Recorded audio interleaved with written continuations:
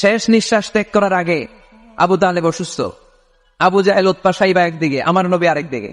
আমার প্রিয় নবী বললেন, চাচা আজীবন আপনি ছাতার মতো আমাকে আশ্রয় দিয়েছেন, আজীবন আপনি বাবার মতো কোলে পিঠে করে মানুষ করেছেন, একবার শুধু আমার কানে কানে বলেন লা ইলাহা ইল্লাল্লাহ মুহাম্মাদুর, বাকিটা আমি আল্লাহর সাথে বুঝে নেব।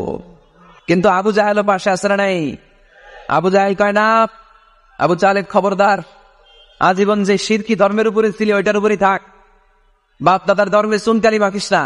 একবার আবু তালেব প্রিয় নবীর নুরানি চেহারার দিকে তাকায়, মনে মনে ভাবে এখনই পড়ে ফেলি কালিমা, মুহাম্মদের আদর্শই আমার আদর্শ বানায় ফেলি। আবার যখন আবু জাহেল উতবা সাইবার দিকে তাকায়, মনে মনে ভাবে না, আগের ধর্ম ছাড়তে চাই না।